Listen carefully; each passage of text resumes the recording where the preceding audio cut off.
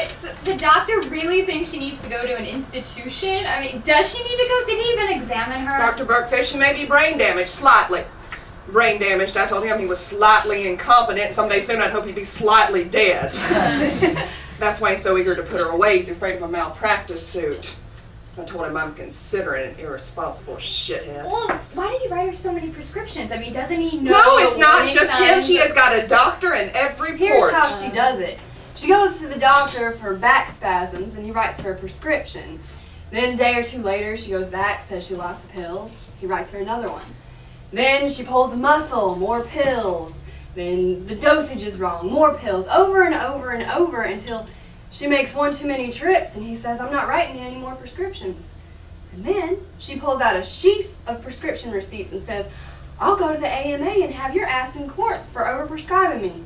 She genuinely threatens these men, and they give in to her. You knew this was going on? Different tactic today, just at her wounded best. Wilted hothouse flower, which made me look like Betty Davis. Now, I tried to goad her into it. I was like, come on, Mama, give them the speech about the greatest generation. Tell them about the claw hammer. Nothing. Made me look like the little guy in the cartoon with the frog that only sings for him. It wouldn't have done any good. Dr. Burke's part of the same generation. The greatest generation, my ass. Are they considering all the generations? I mean, there's got to be some generations from the Iron Age that can compete. You know, what the hell makes them so great anyway? Because they were poor and they hated Nazis? Who doesn't fucking hate Nazis? You remember when we checked her into the psych ward? That stunt she pulled?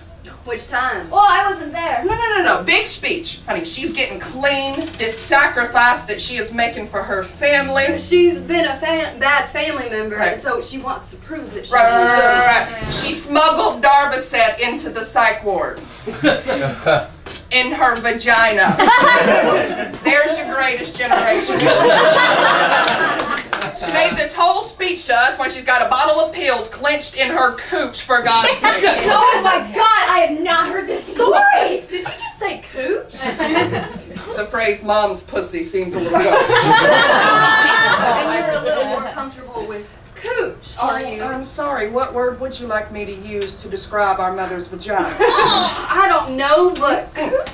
Mother's beaver? Oh, no. Mama's box? God.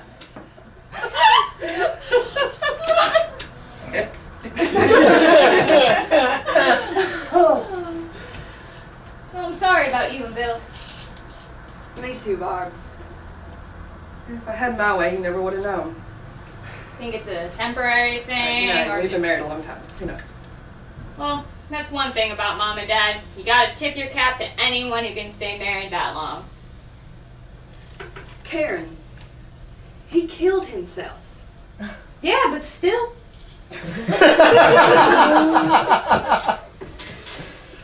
Something going on between you and little Charles. I don't know that I'm comfortable talking about because that. You know he is our first cousin. Give me a break. You know you shouldn't consider children. Karen, I put those ideas behind me a long time ago. Besides, I had a hysterectomy year before last. Why?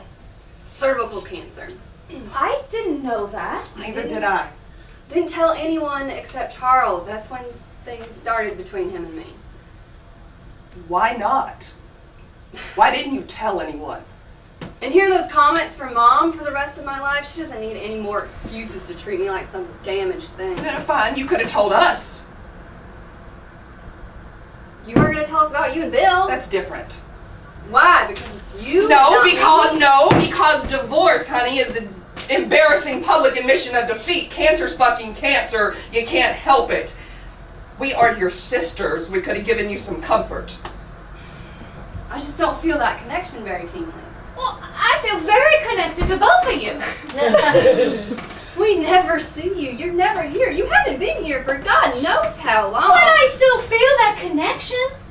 You think if you tether yourself to this place in your mind only, you don't have to actually appear. Well, because you know me that well. No, that's my point. I can't perpetuate these myths of family and sisterhood anymore. We're all just people. Some of us accidentally connected by genetics. A random selection of cells, that's all, nothing more. When did you get so cynical? That's funny coming from you. Bitter, sure, but a random selection of cells? Maybe my cynicism flowered with the realization that the obligation of caring for our parents was mine alone. Oh, do not give me that. I have participated in every goddamn family function since you had enough, and then you got out. You and Karen. I had my own family to think about. That's a cheap excuse, as if by having a child you are alleviated of all responsibility. So now I'm being criticized for procreating. I'm not criticizing. Do what you want. You did. Karen did. Honey, if you did it, that is not my fault. That's right. So don't give me this sister crap. I don't buy it. I haven't for quite some time. When I leave here and leave for good, I won't feel any more guilty than you two did. Who says we didn't? Are you leaving here? Charles and I are going to New York. What the hell are you two gonna do in New York? We have plans. Like what? None of your business. You can't just go to New York. This isn't whimsy. This isn't fleeting. Charles and I have something rare, something extraordinary, something very few people ever have. Which is what? Understanding. What about Mom?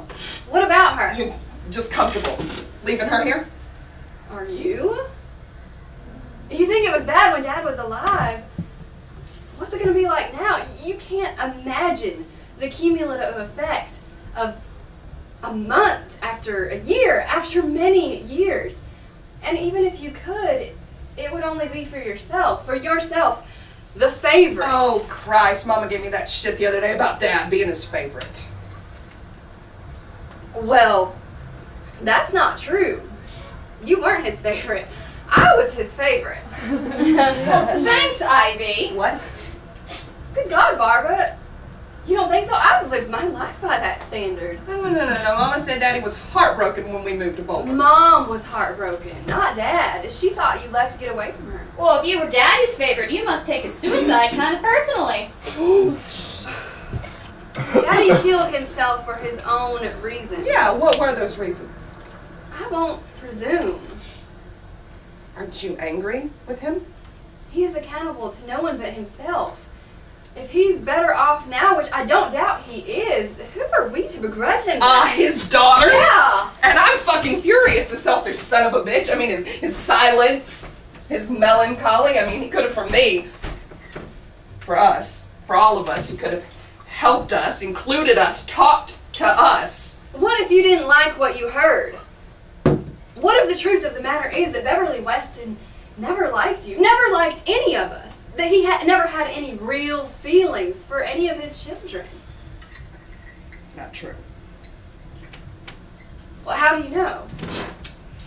How do I know? But you just said you were his favorite. Because he recognized a kindred spirit. Sorry.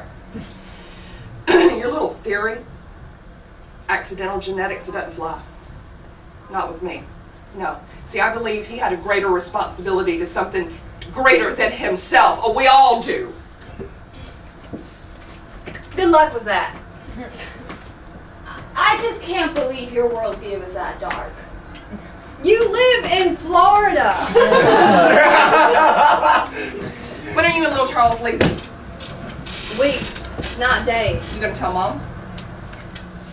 I'm trying to figure that out. What about your job, your house? I've been living my life way before you were ever in charge. Karen, you're going back to Miami, right? Yes. There you go, Barb. Karen and I are leaving. If you want to stay here with Mom, that's your decision. If you don't like it, that's your prerogative. But nobody gets to point the finger at me. Nobody.